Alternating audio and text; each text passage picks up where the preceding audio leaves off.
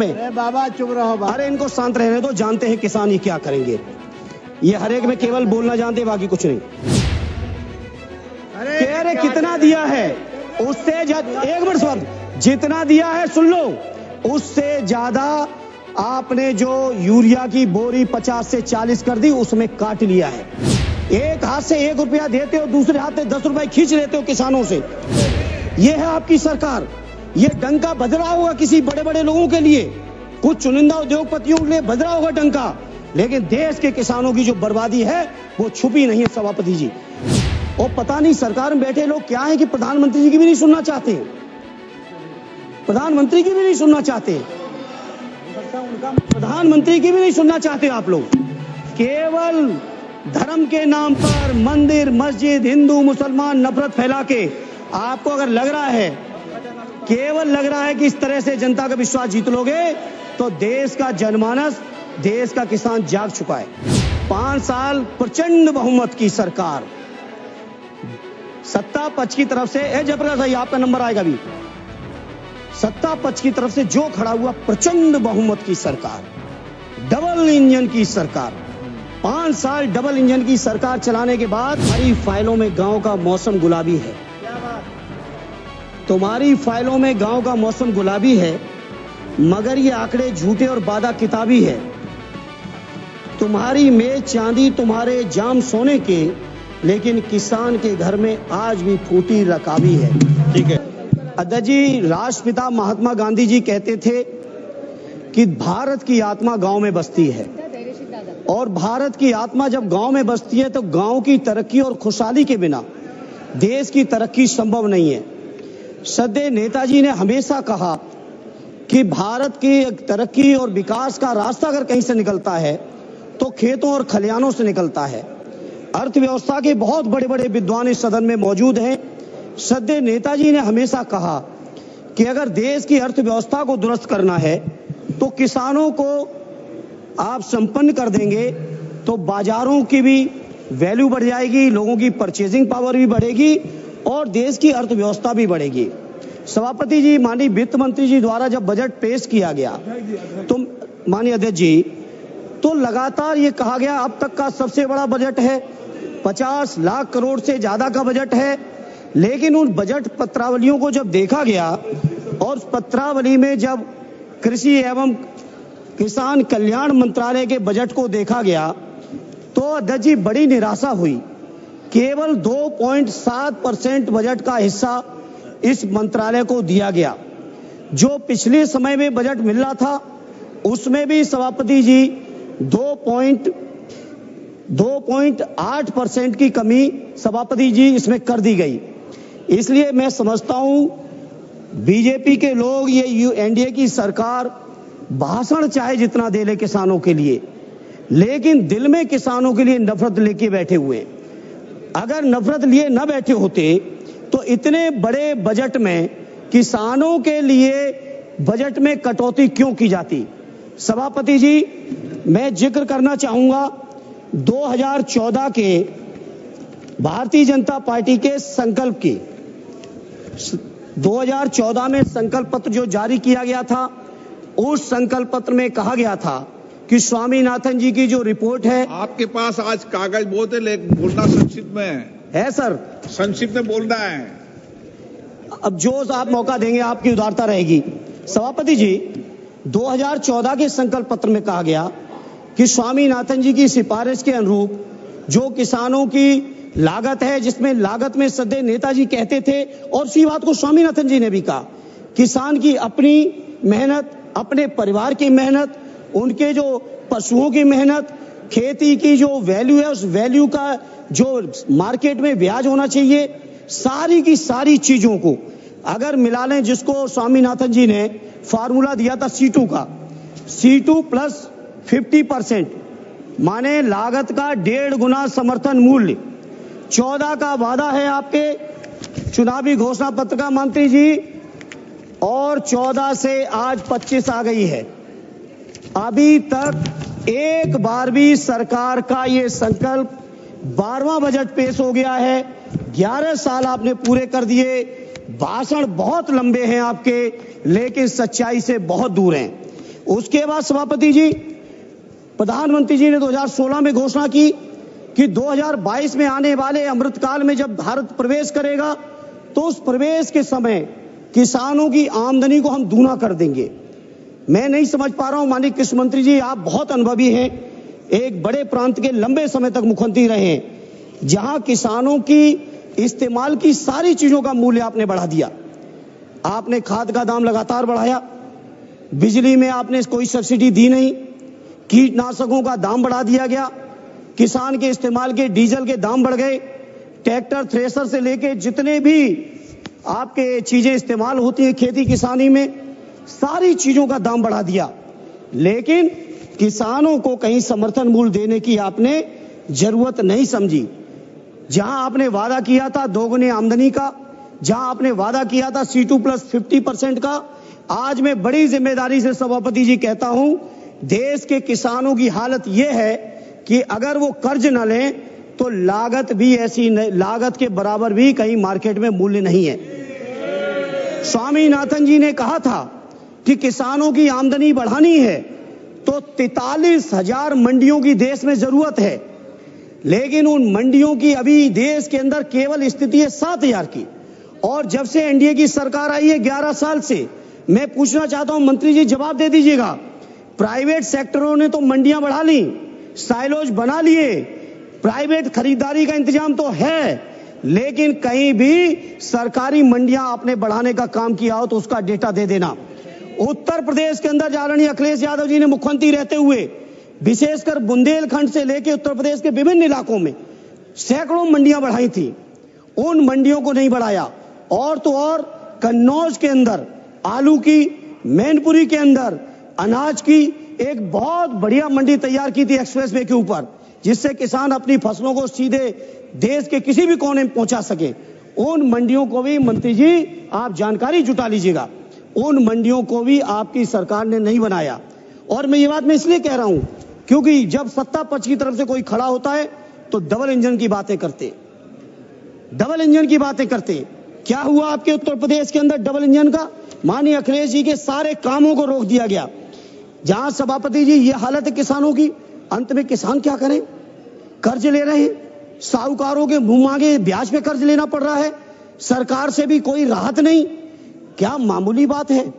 आपके 10 साल के कार्यकाल में प्रत्येक वर्ष 10,000 से ज्यादा और अब तक 1 लाख से ज्यादा किसानों ने आत्महत्या कर ली है। देश के किसानों ने, बताइए, देश के किसान आत्महत्या कर रहे हैं, देश के तमाम संविदा कर्मी आत्महत्या कर रहे हैं। देश के किसान अगर अपना हक अधिकार मांगने आते हैं, 3 काले कानून बनाए थे। मैं कृषि मंत्री जी आपसे कहूंगा, जवाब में बताइएगा। हम पूरे विपक्ष के लोग कह रहे थे कि काले कानून है 3, और काले कानूनों को आप नहीं मान रहे थे। किसानों ने यहां पर महीनों दिल्ली में सर्दी गर्मी बरसात सारे मौसम झेल के आंदोलन किए, 750 किसान शहीद हुए। उन शहीद किसानों को आज तक आपकी सरकार की तरफ से, जहां देश की 5वीं अर्थव्यवस्था है, तीसरी होने वाली है, वहां एक परिवार को मुआवजा आपने नहीं दिया। सर, यह है आपकी सरकार। यह डंका बज रहा होगा किसी बड़े बड़े लोगों के लिए, कुछ चुनिंदा उद्योगपतियों के लिए बज रहा होगा डंका, लेकिन देश के किसानों की जो बर्बादी है वो छुपी नहीं है। सभापति जी, इन्हें सभापति जी मैं आपसे कहना चाहता हूं, जहां देश के अंदर पूंजीपतियों का 16 लाख करोड़ से ज्यादा कर्ज आपने माफ किया है, 16 लाख करोड़ से ज्यादा देश की बैंकों ने पूंजीपतियों का, बड़े बड़े पूंजीपतियों का, जिसमें चुनिंदा होंगे, हम किसी का नाम नहीं कोट करेंगे, पूरा देश जानता है, लेकिन किसानों के कर्ज की माफी की बात आती है तो सरकार एकदम चुप बैठ जाती है। यही आपका किसानों के प्रति प्रेम है। मैं बड़ी जिम्मेदारी से कहता हूं, अपने देश के किसान भाइयों को कहना चाहता हूं, देश की सर्वोच्च सदन से कहना चाहता हूं, आपको सोचना पड़ेगा, चिंतन करना पड़ेगा, कैसी सरकार आपने चुन ली। कितना प्रधानमंत्री जी के नाम पे झूठी बातों को आप विश्वास कराओगे लोगों को? अरे कितना दिया है उससे, एक मिनट साहब, जितना दिया है सुन लो, उससे ज्यादा आपने जो यूरिया की बोरी 50 से 40 कर दी, उसमें काट लिया है, उससे ज्यादा आपने जीएसटी में वसूल लिया। आप बताओ ट्रैक्टर पे कितना जीएसटी है, यूरिया पे कितनी जीएसटी है, कीटनाशकों पर कितनी जीएसटी है? जीएसटी के माध्यम से आपने वसूल लिया है। एक हाथ से 1 रुपया देते हो, दूसरे हाथ से 10 रुपए खींच लेते हो किसानों से। किसान सुन रहे हैं देश के, इसलिए मैं सभापति जी कहना चाहता हूं, आज किसान मजबूर है। मैं एहसास है, मेरे पिताजी आज भी खेती किसानी में रहते हैं, आज भी गौशाले में रहते हैं। मुझे एहसास है किसानों के दर्द का। सभापति जी, किसानों को यह हालत थी पहले, जब कभी भी अगर किसी किसान परिवार से ये कह दो कि गांव छोड़ दो, जमीन छोड़ दो, शहर में चल के बस लो, नौकरी कर लो, तो वो नहीं तैयार होते थे।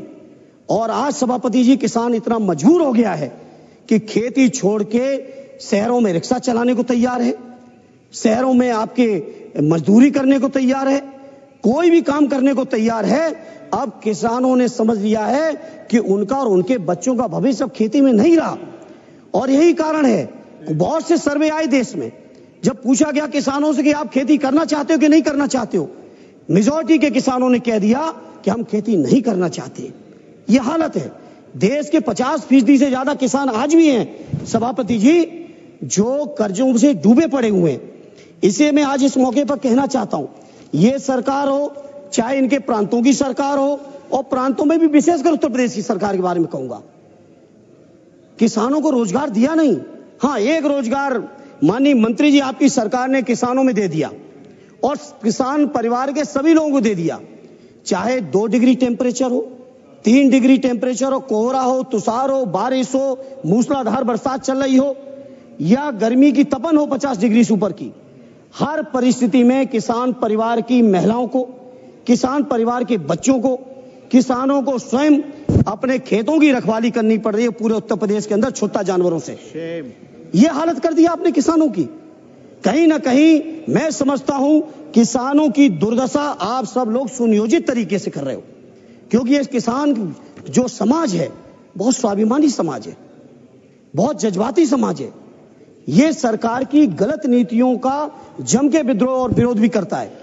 इसलिए सरकार चाहती है किसान कर्ज में उलझे रहे, किसान अपनी समस्याओं में डूबे रहे, किसानों में कहीं संपन्नता ना जाए। किसानों में संपन्नता आएगी तो उनके परिवारों के लोग नौकरी से लेकर सम्मान स्वाभिमान का जीवन जिएंगे। ये सरकार पूरी तरह से चाहती है कि कैसे भी किसान बर्बाद हो। अभी ये सभापति जी पूरे देश ने देखा, अमेरिका से जंजीर में बंध के नौजवान आ रहे। ये कहां के नौजवान थे? और ये तो संपन्न प्रांत जिनको हम मानते हैं देश में, पंजाब के नौजवान, गुजरात के नौजवान, हरियाणा के नौजवान, ये सारे नौजवान किसान परिवारों के थे, जो खेती कर्ज अपने परिवार के बुजुर्गों की परेशानी से आगे जाके जमीन बेच के, जमीनें गिरवी रख के विदेशों में गए, और विदेशों में, अरे बाबा चुप रहो, अरे इनको शांत रहने दो, जानते हैं किसान ये क्या करेंगे। ये हर एक में केवल बोलना जानते, बाकी कुछ नहीं। इसलिए अध्यक्ष जी, सभापति जी, किसान परिवार के नौजवानों की हालत ये कर दी आपने 2019 का 5 साल प्रचंड बहुमत की सरकार, सत्ता पक्ष की तरफ से, जयप्रकाश भाई आपका नंबर आएगा भी, सत्ता पक्ष की तरफ से जो खड़ा हुआ प्रचंड बहुमत की सरकार, डबल इंजन की सरकार, 5 साल डबल इंजन की सरकार चलाने के बाद आपका 19 का जो संकल्प पत्र है, उस संकल्प पत्र में आपने कहा कि कृषि ग्रामीण क्षेत्र में 25 लाख करोड़ का निवेश करेंगे। ये 19 का आपका है। 14 से 19 सरकार चलाई, 19 से 24 भी आप ही ने चलाई, और 19 का आपका ये वादा है कि 25 लाख करोड़ किसानों की, हम कृषि उत्पादन को बढ़ाने के लिए 25 लाख करोड़ का निवेश करने के लिए प्रतिबद्ध हैं। तो बता दें माननीय कृषि मंत्री जी अपने जवाब में, आखिर ये प्रतिबद्धता आपके कहां चली गई? उसी के साथ ये भी बता दें माननीय मंत्री जी कि आखिर आपने 2022 जो कि आजादी के अमृतकाल का प्रवेश साल था, उसमें आपने वादा किया था आमदनी दूनी का। आज हम 25 में बैठे हैं, अमृतकाल के भी 3 साल गुजर गए हैं। एक किसान का नाम देश में बता दीजिए सभापति जी, बड़ी जिम्मेदारी से कह रहा हूं माननीय मंत्री जवाब में, और कि इस किसान की आमदनी पहले इतनी थी आज इतनी हो गई, घट गई। नहीं, ये बताएं मंत्री जी, कुछ किसान की डबल कर दिए 16 से 22 के बीच में। हम तो 25 में ही सवाल कर रहे हैं। और इसलिए हुई है क्योंकि किसानों की सारी जरूरत की चीजें महंगी, उन पे टैक्स बढ़ेगा और किसानों के जब फसल जाएगी तो मंडियां चलेंगी नहीं, है ही कम, जो है वो चलेंगी नहीं, चलेंगी उनमें बहुत सारे दलाल लोग बैठे हैं। किसान अगर सीधे मंडी में देना चाहेंगे तो नहीं देंगे, दलालों के रास्ते से अगर किसानों की उपज जाएगी तो वो चली जाएगी। एमएसपी की घोषणा आपने की है, हम इनकार नहीं करते, लेकिन आप मंत्री जी आप पे डेटा होगा, आखिर उस एमएसपी का लाभ कितने लोग ले रहे हैं? क्या उस एमएसपी के आकलन के समय आपने कहीं भी किसानों की लागत का आकलन किया था? जो स्वामीनाथन जी ने रास्ता दिखाया था उस रास्ते पे कभी आप चले थे क्या? ये मैं आपके माध्यम से जानकारी लेना चाहता हूं सभापति जी। सभापति जी, किसानों के बारे में मैं जितनी बात कह दें, आप सोचिए, आलू का किसान कर्ज में डूबा है, लेकिन चिप्स के उद्योगपति जितने में खरीदे उसका सैकड़ों गुना मुनाफा कमा रहे हैं। बताओ ये सच्चाई नहीं है? बताइए, मेरा तो कन्नौज, फर्रुखाबाद, मैनपुरी, फिरोजाबाद, अब तो बदायूं में भी बहुत आलू होने लगा है। आलू के किसान परेशान हैं और चिप्स वाले पैसे कमा रहे हैं। धान के किसान परेशान हैं, लेकिन उनसे बनने वाले जो प्रोडक्ट हैं वो पैसे कमा रहे हैं। गेहूं का किसान परेशान है, मक्का का किसान परेशान है, लेकिन पॉपकॉर्न जब बेचने वाले लोग कहां तक पहुंचे जा रहे हैं? नमकीन बनाने वाली कंपनियां कहां तक चली जा रही हैं? तो आखिर ये आपका जो है किसानों के लिए जो नीतियां हैं, जो कार्यक्रम, आखिर किनके लिए है? किसानों को तो केवल एक बहाना, झुंझुना दिखाया जा रहा है। इसलिए आज सभापति जी, बहुत महत्वपूर्ण चर्चा, और इस चर्चा के माध्यम से मैं देश के किसानों से कहना चाहता हूं कि ये भारतीय जनता पार्टी के लोग हर हालत में किसानों की उपज, किसानों की जमीनों पर इनकी नियत है, जमीनों पर नियत है। सभापति जी, सरकारी बैंकें प्राइवेट की जा रही हैं, उन प्राइवेट बैंकों से किसानों को कर्ज, और उसका भविष्य ये होने जा रहा है कि किसानों की जमीनें भी कुछ चुनिंदा बैंकों और उद्योगपतियों के हाथों में होंगी, इससे ज्यादा कुछ नहीं होगा। इसे सभापति जी, में जो किसानों के तमाम आंदोलन चले हैं, विशेषकर हरियाणा, पंजाब, दिल्ली, पश्चिमी उत्तर प्रदेश के किसान भाइयों के, उन आंदोलनकारियों का अपनी पार्टी आदरणीय और समाजवादी पार्टी और माननीय अखिलेश यादव जी की तरफ से, अजय जी अभी तो शुरू किए हैं, ये तो शुरुआत है। सभापति जी, मैं माननीय अखिलेश यादव जी की ओर से, अपनी पार्टी की ओर से न केवल समर्थन करता हूं, न केवल उनकी मांग का साथ देता हूं, बल्कि मैं बड़ी जिम्मेदारी से कहना चाहता हूं, एमएसपी को जो गारंटी की बात स्वामीनाथन जी ने कही थी, जिसकी मांग को लेकर लगातार किसान आंदोलन रहते हैं अलग अलग तरीके से, उन एमएसपी को आप लागू करिए और स्वामीनाथन जी के हिसाब से लागू करिए, क्योंकि हम जानते हैं उसमें भी खेला कर देंगे, उसमें भी किसानों को गुमराह कर देंगे।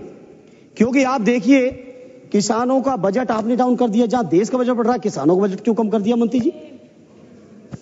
अब मंत्री जी किसानों की को नहीं चाहते हैं कि मंत्री जी को नहीं चाहते हैं सरकार में बैठे लोग, ये तो यही लोग जाने, लेकिन किसानों की कर्ज माफी हो। जी, ये स्वामीनाथन आयोग का रिपोर्ट कब आया, कब बनाया, किसने बनाया? जी, स्वामीनाथन आयोग जो बना, हाँ, कब बनाया और कितना साल हो गया, थोड़ा वो भी बता दीजिए। नहीं, स्वामीनाथन जी की रिपोर्ट तो आ गई थी 6 में। अच्छा, अरे हम सभापति जी क्यों नहीं हम गलत कहेंगे? बता दीजिए थोड़ा। आदरणीय सदैव नेताजी माननीय अखिलेश यादव जी के नेतृत्व में जी, उस समय के कृषि मंत्री से जाके हम लोग भी मिले थे जी, लेकिन 14 में तो आपने सारा कुछ बदलने का वादा किया था। वादा तो आपका था, वादा तो आपका था, अरे वादा तो आपका था, ये वादा तो आपका था, ये वादा किसका था? ये काबिल है बोलने के लिए। और क्या कहते थे? ये काबिल है। हम कभी सभापति जी, सदैव नेताजी ने माननीय अखिलेश जी ने जो संस्कार दिए, हम कभी किसी व्यक्ति का नाम लेके कभी टिप्पणी नहीं की जीवन में, और न करेंगे। लेकिन एक बात जो आपकी है वो कोट कर रहे हैं, आप ही लोग कहते हैं मोदी की गारंटी, मैं नहीं कहता हूं, ये बीजेपी के लोगों कहते हैं। तो आखिर प्रधानमंत्री जी की गारंटी किसानों के लिए कहां चली गई? कहां चली गई किसानों के लिए? इसलिए जहां आप इधर की बात कर रहे हैं, इधर की कर रहे हैं, अरे हो सकता कुछ कमी रह गई तभी हम लोग इधर आ गए, लेकिन आपने क्या किया? आपने क्या कर दिया? इसलिए सभापति जी, मेरा आपसे प्रार्थना है, गन्ने किसानों का सवाल है। बड़े देश के अंदर सबसे बड़ा प्रांत उत्तर प्रदेश बन चुका है गन्ना उत्पादन का, महाराष्ट्र को भी अब पीछे छोड़ दिया। गन्ना उत्पादन के मामले में हमारे राष्ट्रीय अध्यक्ष आदरणीय अखिलेश जी जब मुख्यमंत्री थे तो 5 साल के कार्यकाल में 90 रुपए गन्ने का समर्थन मूल्य बढ़ाया था। और ये जो डबल इंजन की सरकार है, जिसमें हर चुनाव में प्रधानमंत्री जी सहित पूरे के पूरे दर वाले गए, प्रचार में, प्रसार में, वादों में, भाषणों में, 8 साल में 30 रुपए, 17 में 10 रुपए बढ़ाए और 22 के विधानसभा चुनाव आते आते 20 रुपए और बढ़ा दिए थे। 8 साल में केवल 30 रुपए गन्ने का समर्थन मूल्य बढ़ाया। और वो भी समर्थन मूल्य बढ़ाना तो एक बात, इसमें वादे हैं, भाषण समय कम देंगे आप। वादे इन्होंने किए कि 15 दिन के अंदर गन्नों का भुगतान करेंगे, नहीं तो ब्याज देंगे। ये भाषण है, ये वादे हैं, घोषणा पत्र है। ब्याज तो छोड़िए, किसानों का मूल सालों साल नहीं मिल रहा है, सालों नहीं मिल रहा है।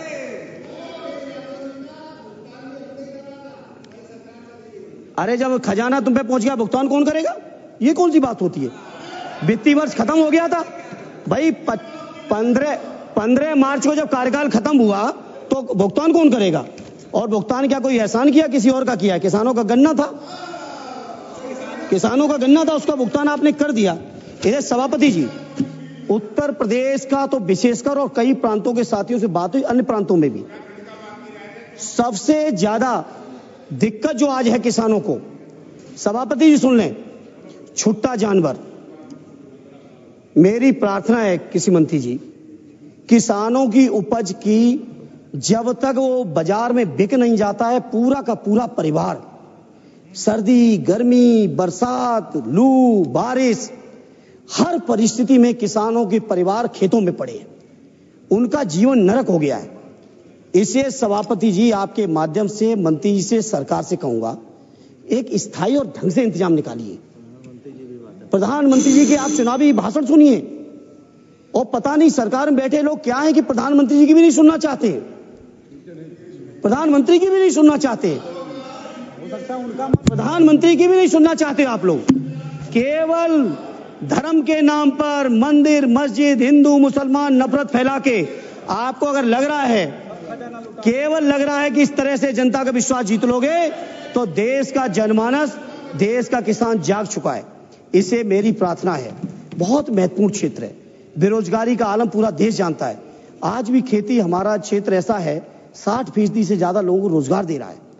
आखिर वो रोजगार देने वालों को मानते, आज अगर कृषि मंत्री जी 60% रोजगार मिल रहा है तो 30% ही ले आते बजट। कृषि अनुसंधान पे आपने कम कर दिया बजट, कृषि बजट आपने कम कर दिया, जीएसटी आपने बढ़ा दी। तमाम तरीके के किसानों के सामने जो चुनौती है, कहीं आपका मंडी का चैन बन नहीं रहा है, कोल्ड स्टोर का चैन बन नहीं रहा है, मार्केट कहीं बन नहीं रहा है, सिंचाई का कहीं इंतजाम है नहीं। तो ऐसी तमाम चीजें हैं सभापति जी, जिनको मंत्री जी को और सरकार को सोचना चाहिए, और नहीं सोचेंगे तो सभापति जी, मैं आपको कहना चाहता हूं कि देश के किसान परिवार में बैठे नौजवान बहुत जागरूक हैं, और आने वाले समय में अपने अपने तरीके से लोग जवाब देंगे आपको। इधर सभापति जी, किसानों की तरफ से मैं एक बात कहते हुए अपनी बात को खत्म करूंगा, क्योंकि आपकी भी घंटी हम बार बार नहीं सुनना चाहते, और भी हमारे साथी बोलने को पीछे हैं। बीजेपी के लोगों को लगता है किसानों की स्थिति बहुत अच्छी है।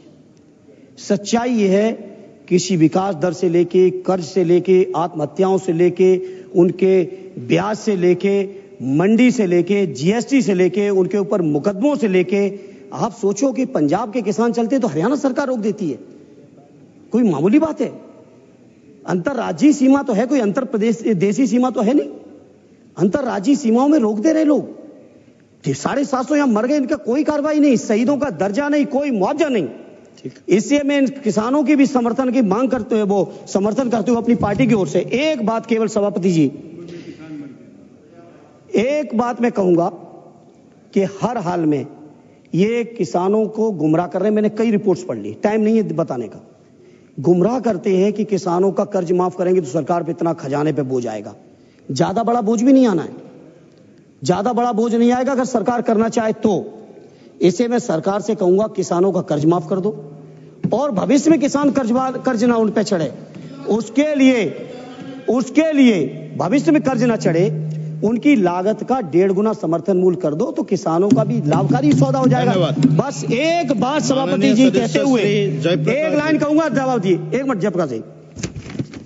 अदम गौड़वी साहब हमारे गोंडा के एकदम गांव में बैठे हुए कवि रहे। उन्होंने इस सरकार के लिए उनकी कही हुई एक कविता बड़ी फिट बैठ रही, बस तुम्हारी फाइलों में गांव का मौसम गुलाबी है। क्या बात? तुम्हारी फाइलों में गांव का मौसम गुलाबी है, मगर ये आंकड़े झूठे और वादा किताबी है। तुम्हारी मेज चांदी, तुम्हारे जाम सोने के, लेकिन किसान के घर में आज भी फूटी रकाबी है। ठीक है जयप्रकाश जी, ये है किसानों की हालत माननीय मंत्री जी। आपका टाइम इसलिए धन्यवाद सभापति महोदय।